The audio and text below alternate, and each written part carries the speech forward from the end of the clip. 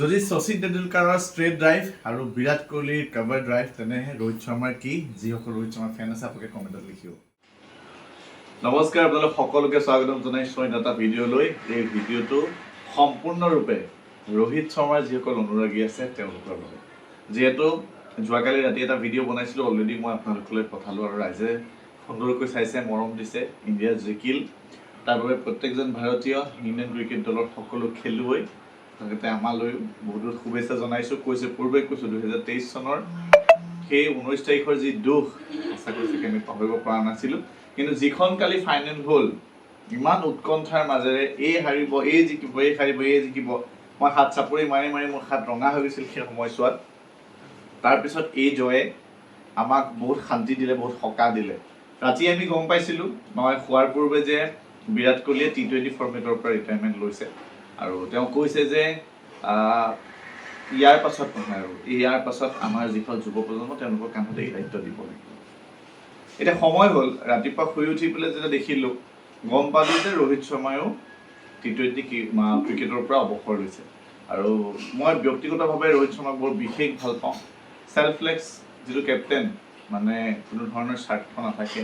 দেখিছে আপোনালোকে 92 হওক, 47 হওক, 50 কাহানিও নাচায়, কেৱল স্বাৰ্থ এটাই দেশৰ বাবে যিটো প্ৰয়োজন জিকিব লাগে, নিজৰ মানে মাইলষ্টনৰ ক্ষেত্ৰত ৰোহিত শৰ্মাৰ কোনো এটা তেনেকুৱা স্বাৰ্থ নাথাকে। তো যিসকল ৰোহিতৰ ফেন তেওঁলোকে মই ভাবিছোঁ ৰোহিতৰ বিষয়ে মই ক'ম আৰু ৰোহিতৰ যিসকল ফেন আছে তেওঁলোকে ভিডিঅ'টো শ্বেয়াৰ কৰিব। এতিয়া সময় হ'ল ৰোহিত শৰ্মাৰ অকণমান কেৰিয়াৰৰ কথা পাতিম।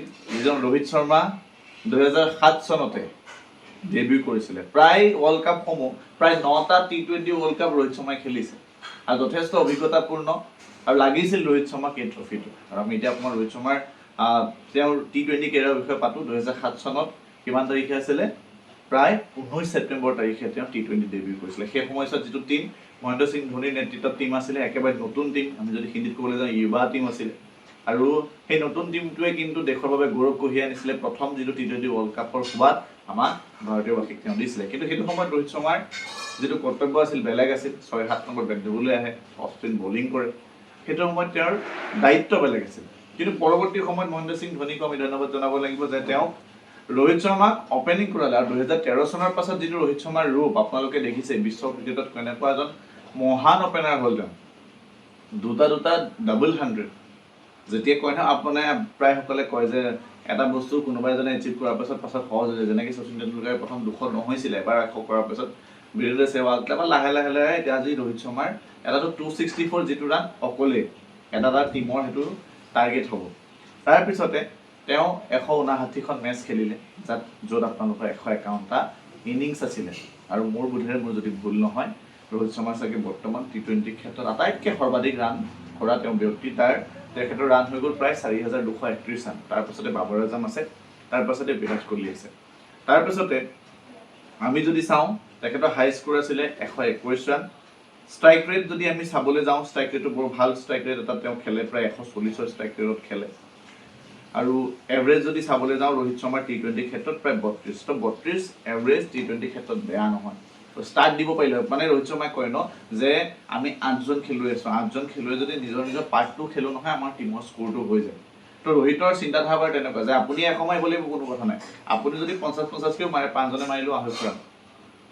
তো ঠিক তেনেকুৱা ধৰণৰ ৰোহিত শৰ্মাৰ চিন্তাধাৰা। আৰু যিটো মানে কৈছোঁ নহয়, স্বাৰ্থবিহীন, কোনো ধৰণৰ স্বাৰ্থ নাই, নিজৰ ব্যক্তিগত এচিভমেণ্টৰ ক্ষেত্ৰত কোনো ধৰণৰ স্বাৰ্থ নাই। আৰু অহৰহ চেষ্টা। ইণ্ডিয়া যোৱা বছৰটো 2023 চনত ভাবকচোন, ৱৰ্ল্ড টেষ্ট চেম্পিয়নশ্বিপ খেলিছে, 23ৰ ODI ৱৰ্ল্ড কাপ ফাইনেল খেলিছে, আৰু এইটো T20 ৱৰ্ল্ড কাপ ফাইনেল খেলিছে। তো আমাৰ কাৰণে খুব বেছি প্ৰয়োজনীয় আছিল, ৰোহিত শৰ্মাৰ বাবে খুব প্ৰয়োজনীয় আছিল। যিটো ৰোহিত শৰ্মা চাবলৈ গ'লে IPL সময়ছোৱাত মুম্বাই ইণ্ডিয়ানছৰ পৰা তেখেতৰ পৰা কেপ্টেইনটো আঁতৰোৱা হ'ল। সেই সময়ছোৱাত বিভিন্ন উখল মাখল পৰিৱেশত লাগিছিল, নহয় জানো? বিভিন্ন ধৰণৰ আলাপ আলোচনা চলিছিল ৰোহিতৰ কেপ্টেইনশ্বিক লৈ। কিন্তু ৰোহিতে প্ৰমাণ কৰি দিলে IPL পাছত দেশ আগত, দেশৰ বাবে ৰোহিতে সকলো কৰিব পাৰে। IPLত ৰোহিত শৰ্মাৰ যিটো ফৰ্ম আছিল, সেই ফৰ্মত সকলোৱে চিন্তা কৰিছিল যে যদি ৰিংকু সিঙক ড্ৰপ কৰা হৈছে তেখেতৰ ফৰ্মৰ কাৰণে, তেনেহ'লে ৰোহিত শৰ্মাই কি কৰিছে? ৰোহিত শৰ্মাই কি কৰিছে তাৰ প্ৰমাণ আপোনালোকক ৱৰ্ল্ড কাপত দিলে। ৰোহিত শৰ্মাই কি কৰিছিলে? ODI ৱৰ্ল্ড কাপৰ আপোনালোকে নক আউট মেচকেইখন চাওক, ছেমি ফাইনেলেই চাব নে ফাইনেলেই চাব, টি20 ৱৰ্ল্ড কাপত অষ্ট্ৰেলিয়াৰ বিৰুদ্ধে আপুনি চাওক কিমান ধুনীয়া খেলিছে। 2খন নকআউটতে পাৰফৰ্মেঞ্চ, এখনত 92, এখনত মোৰ অনুভৱে 47। তো এয়া হৈছে ৰোহিত শৰ্মাৰ ষ্টেট। আৰু বেয়া লাগে কিন্তু ৰোহিত শৰ্মাৰ নিচিনা এজন বেখফ খেলাড়ী বুলি যেতিয়া কয়, মানে কোনো ধৰণৰ শংকা নাই, বীৰেন্দ্ৰ সেহৱাগৰ যিটো আৰ্হি মই খুব দেখি পাওঁ। মই ব্যক্তিগতভাৱে ৰোহিত শৰ্মাক যথেষ্ট ভাল পাওঁ আৰু তেনেকুৱা এজন মানুহ থাকিব লাগে। কিন্তু সকলোৱে সময়ৰ আহ্বান, কাৰণ যুৱ প্ৰজন্মকো সেই সুবিধাটো দিব লাগিব, সেই মঞ্চখন দিব লাগিব, তেতিয়াহে তেওঁলোক আগুৱাই যাব। ৰোহিত ভালে ভালে থাকক, ৰোহিতলৈ বহুত বহুত শুভেচ্ছা ৰোহিত শৰ্মালৈ। বাকী ৰোহিতৰ কেপ্টেঞ্চি থাকিবই টেষ্ট আৰু ODI মোৰ বোধেৰে।